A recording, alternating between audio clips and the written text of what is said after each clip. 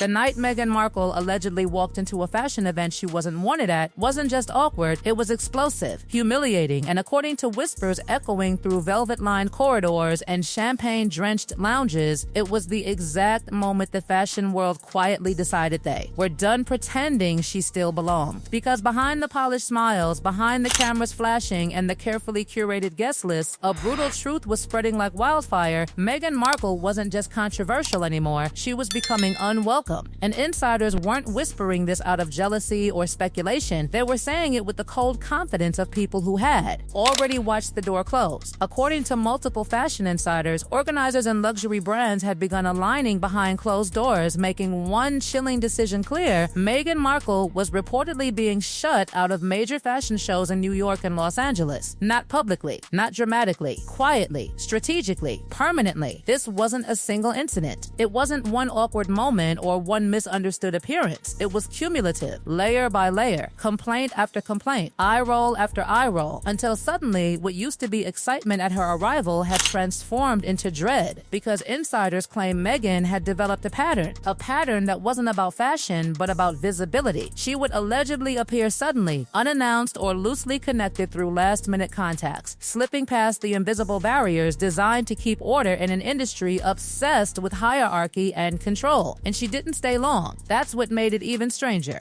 According to sources, she would arrive, glide through the room like a ghost wrapped in designer fabric, allow the cameras to capture their moment, circulate just enough to be seen, just enough to remind everyone she still existed in that elite orbit, and then she would disappear. Gone before the main show even began. Gone before conversations deepened. Gone before anyone could fully understand why she was there in the first place. Because this wasn't about the designers. It wasn't about supporting creativity. It wasn't about fashion. It was about optics. It was about survival. It was about reminding the world that Meghan Markle, once the Hollywood outsider turned royal insider turned global headline, still mattered. But the fashion world isn't Hollywood. It doesn't forgive unpredictability. It doesn't reward chaos. It doesn't tolerate disruptions to its carefully controlled ecosystem. Seating charts are sacred. Invitations are political currency. Every chair, every appearance, every photograph is calculated. And when someone starts bending those rules, forcing themselves into spaces they weren't explicitly granted, it sends shockwaves through the entire structure. And then came the incident that insiders allegedly described as the final straw, the Kardashian event. It should have been another glamorous night, another opportunity for Meghan to reinforce her position among the elite, another moment of synergy between two of the most powerful brand-driven families in modern celebrity culture. But something went wrong, something subtle, something quiet, something devastating. She reportedly arrived, she posed, she smiled, she existed in the room just long enough for the cameras to do their job,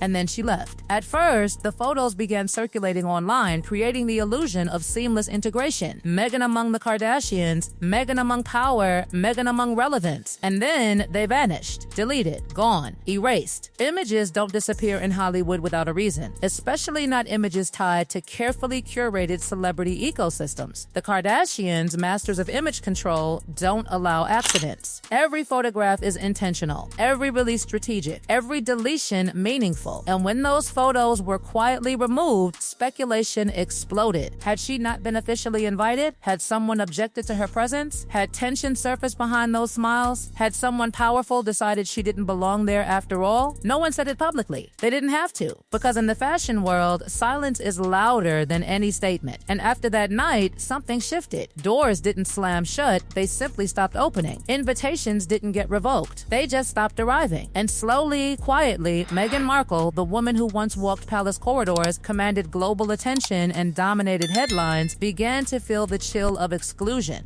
But the whispers didn't stop there, because behind the scenes, another narrative had been spreading for years. Allegations, stories, accounts from former staffers who spoke anonymously, describing emotional volatility, impossible expectations, and interactions that left them shaken, humiliated, or simply unwilling to continue. Some reportedly left their roles abruptly. Others stayed silent, unwilling to risk professional suicide by challenging someone with that level of global visibility. In fashion, reputation is everything. Not talent, not title, not even fame, reputation. And once the word difficult begins attaching itself to someone's name, it spreads faster than any press release can contain. Designers talk to each other. Publicists exchange warnings behind polite smiles. Event planners remember everything because no collection, no show, no brand wants its moment overshadowed by unpredictable headlines. One insider allegedly delivered the harshest assessment of all: she doesn't elevate the room, she destabilizes it. That sentence alone was enough to redefine everything because Meghan's power had always come from elevation. She elevated conversations, elevated controversies, elevated narratives about identity, royalty, independence, but now insiders were suggesting the opposite, that her presence didn't enhance prestige, it threatened it, and that terrified the industry. For years, Meghan had managed to counter criticism by positioning herself as misunderstood, unfairly targeted, and trapped within systems resistant to her transformation. That narrative had worked. It had sustained sympathy. It had fueled interviews. It had powered documentaries. But fashion doesn't operate on sympathy. It operates on control. And insiders reportedly began viewing her not as a misunderstood outsider, but as a reputational risk. Someone whose presence might generate attention, but not the kind brands wanted. Someone whose arrival could shift focus away from the clothes and toward controversy. And controversy in fashion is only valuable when it's controlled. Meghan's wasn't. Meanwhile, Prince Harry watched this shift unfold in real time. The prince, who once defied a monarchy, once walked away from centuries of tradition, once believed he and Meghan could build a new empire on their own terms, now found himself navigating a reality far less glamorous. Because Hollywood had changed. The initial shock of their royal exit had faded. The Oprah interview had already detonated its maximum impact. The documentaries had already told their story. And now, insiders whispered something even more dangerous than criticism. They whispered indifference. And indifference is fatal in an industry powered by attention. Harry, according to insiders, had begun working behind the scenes, meeting advisors, strategists, searching desperately for the next reinvention, the next narrative, the next chapter that could restore momentum. But there was one problem no strategy could easily fix. Mystique cannot be manufactured forever, and relevance cannot be forced, especially when the very spaces that once amplified your presence begin quietly erasing you, because the truth no one wanted to say out loud was becoming impossible to ignore. Meghan Markle wasn't just losing invitations, she was losing leverage. The most terrifying thing about being erased is that it doesn't happen all at once. It happens slowly, quietly,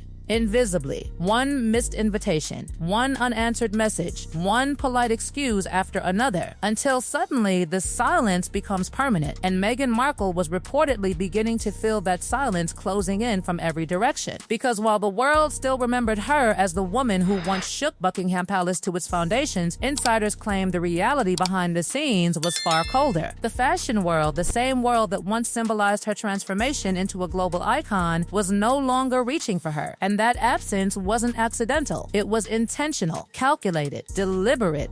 Fashion houses, event planners, and PR agencies were allegedly making quiet decisions behind closed doors, choosing stability over spectacle, predictability over controversy, and most painfully of all, choosing to move forward without her. Because to them, Meghan had become something dangerous, unpredictable. Not because she lacked beauty, not because she lacked recognition, but because she carried something far heavier than glamour. She carried headlines. And headlines are uncontrollable. Headlines can hijack an entire event. Headlines can transform a carefully crafted runway into a side story beneath a storm of personal narratives and speculation. And fashion, above all else, protects its illusion of control. For years, Meghan's presence guaranteed attention. Cameras chased her, publications fought for her image. Designers saw her as a bridge between royalty and Hollywood, a rare hybrid capable of elevating any brand she touched. But attention is a currency that loses value when it becomes complicated, when it begins to carry risk instead of reward. And insiders were beginning to whisper that Meghan's attention had become volatile, because behind the polished interviews and curated appearances, cracks were forming. The Netflix documentary, which had once promised to reshape their narrative, had delivered explosive revelations, but it had also triggered backlash. Critics dissected every word. Viewers questioned inconsistencies. The sympathy that once protected her had begun to fracture into skepticism. And in Hollywood, skepticism spreads faster than admiration. Even Spotify's reported rejection, along with the devastating label of grifters echoing through executive circles, had left scars deeper than the public realized. It wasn't just a canceled party partnership. It was a warning, a signal to other corporations that association with Meghan and Harry might bring more complication than profit, and corporations don't gamble on uncertainty. They eliminate it. Meanwhile, Harry was reportedly trying to fight against the tide. Behind closed doors, he was said to be meeting with strategists, advisors, and media veterans, searching desperately for a new direction that could stabilize their future. He wasn't chasing glamour anymore. He was chasing sustainability. He was trying to rebuild something that wouldn't collapse under the weight of public fatigue. But the deeper he searched, the clearer one brutal truth became. Their story had already been told. The royal exit had been the explosion. The Oprah interview had been the aftermath. The documentaries had been the explanation. And now there was nothing left but echoes. Without fresh conflict, without new revelations, without the monarchy actively opposing them, the narrative that once fueled their global dominance had begun losing its urgency. And urgency is everything in the attention economy. Without it, even the most compelling figures begin fading into the background. Insiders described Meghan as restless during this period, frustrated, confused, allegedly unable to accept how quickly momentum had shifted. She had gone from being the center of every room to someone who reportedly had to fight just to re-enter them. And according to whispers, she began questioning everyone around her: publicists, advisors, strategists, wondering who had failed her, wondering why the machine that once amplified her so effortlessly had begun malfunctioning. Because Meghan had always believed in reinvention. Actress to duchess, duchess to global activist, activist to media producer to cultural force. But reinvention requires belief, not just from the individual, but from the audience. And insiders quietly questioned whether the audience still believed, because perception had shifted. What once felt authentic to supporters now felt calculated to critics. What once felt spontaneous now felt strategic. What once felt revolutionary now felt repetitive. And repetition is the enemy of fascination.